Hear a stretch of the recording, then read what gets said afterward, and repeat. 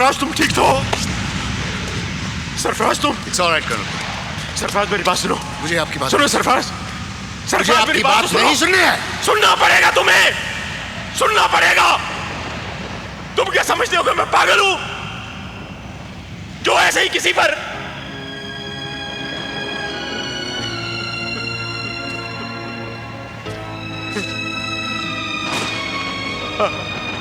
आठ साल का था मैं।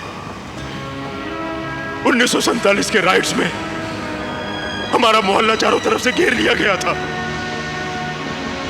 अल्लाहू अकबर के नारे गूंज रहे थे और वो अब्दुल रहमान जिसका घर मेरे बाप ने बसाया था पीठ दिखाकर भाग गया। ऐन वक्त पर पीठ दिखाकर भाग गया। उसकी मदद हासिल करने के लिए हम उसके खिड़की और दरवाजे पीटते रहे, लेकिन मारे दहशत के मैं कोयलों की बोरियों के पीछे जाकर छुप गया और देखते ही देखते मेरी आंखों के सामने उन जल्लादों ने मेरे माँ बाप को काट दिया। हमारा घर उस अब्दुल रहमान ने ही दिखाया था। आज तक वो जख्म भर नहीं पाया है सरफराज। रह कर दर्द उठता है।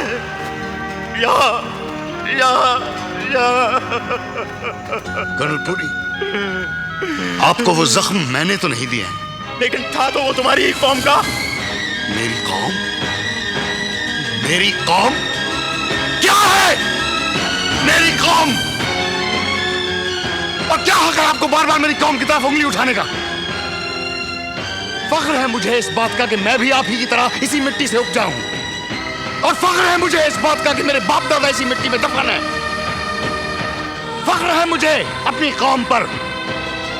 फिर क्यों बार बार हमें यह सुनना पड़ता है? देखो सरफराज, मेरे साथ जो हुआ था, मेरा भाई भी मारा गया था मेरठ के दंगों में, जिंदा जला दिया गया था। फर्क सिर्फ इतना था कि उस वक्त नारा था हर हर महादेव। लाशें वहां भी गिरी हैं, यहां भी गिरी हैं। तलवारें वहां भी चली हैं, यहां भी चली हैं। जख्म आपने भी खाए हैं, हमने भी खाए हैं। और सच तो यह है कि जख्म तो हमारे इतिहास पर लग गया है, उसे हम मिटा नहीं सकते। लेकिन उस बीते हुए कल के पीछे क्या हम अपना आज और अपना मुस्तकबिल दोनों तबाह कर दें?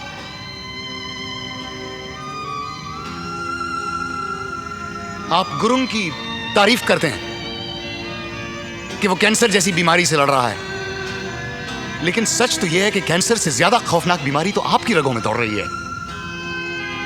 नफरत की बीमारी, शक की बीमारी। उससे आपको लड़ना होगा, उसे पछाड़ना होगा। तभी आपका जख्म भरेगा, तभी हम सबके जख्म भर सकते हैं।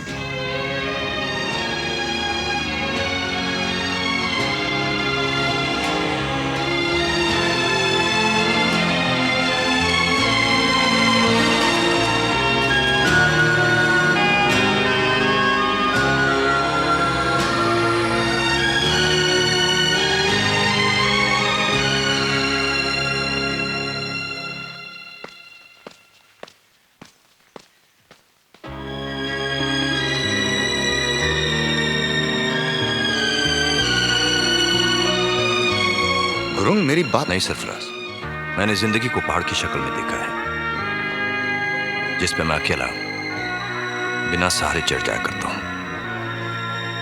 लेकिन अब मेरे न चाहते हुए भी तुम लोग सब मुझे सहारा देने की कोशिश करोगे, हमदर्दी जताओगे। मगर ऐसी जिंदगी मैं जीना नहीं चाहता। कैंसर का दर्द मैं सह सकता हूं, मगर बेबसी की जिंदगी नहीं। मुझे अफसोस है, इस मिशन को मैं आधे में छोड़कर जा रहा हूं। I am sorry friends, I miss you all. Major साहब, आप तो बहुत ही खुदगर्ज निकले। फोन नहीं दिया ना? ठीक है, बदकिस्मती से मैं। नो सर, बदकिस्मती तो मेरी थी, जिसे आप जैसे बहादुर का खून नसीब नहीं हुआ। आपका खून पाकर अगर मैं 2 दिन भी जी लेता सर, तो मैं समझता मैंने अपनी सारी जिंदगी जी ली सर। सर हमें छोड़कर मत जाइए सर, मत जाइए। नहीं ठीक है, मैं अपने दोस्तों को छोड़कर कहीं नहीं जाऊंगा।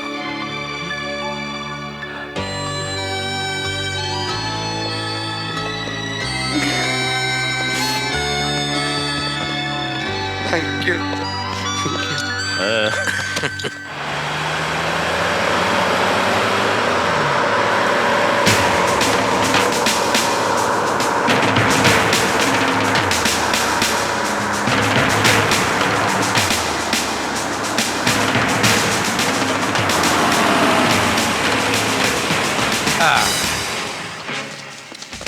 चलो, फौजी भाइयों का रंगारंग कार्यक्रम समाप्त हुआ। अपना अपना तंबू उखाड़ो, बिस्तरा बांधो और चलो मेरे साथ। क्या बकवास कर रहे हो तुम? साला आ गया। मैंने कहा था ना मैं आऊंगा और लेकर जाऊंगा। वैन लेकर आया हूँ, अपनी अपनी रैंक के हिसाब से बैठ जाओ। जाओ। किस जुर्म में? गिनो। जुर्म नंबर 1, इलाके में दहशत फैलाना। जुर्म नंबर 2, गांव वालों की जान खतरे में डालना। और जुर्म नंबर 3, किसी शरीफ लड़की के घर में घुस के बैठ जाना। फिजूल बातें मत करो, क्या सबूत है तुम्हारे पास? सबूत तो मैं दिखाऊंगा ही, पहले उससे तो पूछो जिसने शिकायत की है आप लोगों के बारे में। संध्या बेटी, जरा बताओ इनको, बताओ इनको। ये क्या मजाक है संध्या? अरे ऐसा इधर बुला के धोखा करने का? उस दिन हमारी बात हुई, मैंने समझाया था तुम्हें, फिर भी। मैंने अपने पापा को मरते नहीं देखा सर, लेकिन अस्पताल में पांडे जी को देखकर मुझे पहली बार एहसास हुआ कि मौत कितनी भयानक होती है। पापा को मरते वक्त कितनी तकलीफ हुई होगी। मैंने अब सब में अपने पापा को देखा है।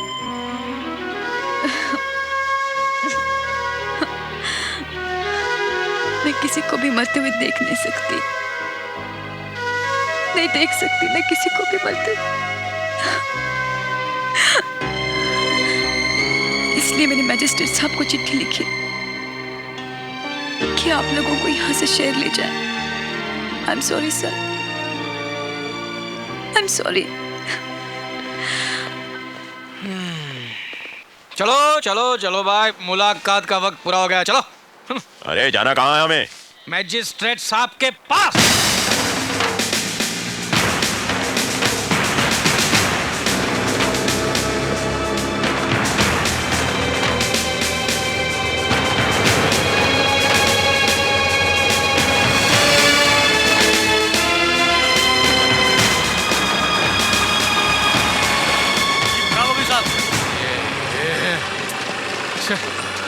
हट! हट! जेब खराब हो गई है। एक तो सरकार खटारा गाड़ी देती है, बोलती है जगीरा को पकड़ो। सीधे मैजिस्ट्रेट साहब के घर लेके जाओ। जाओ। जी सर।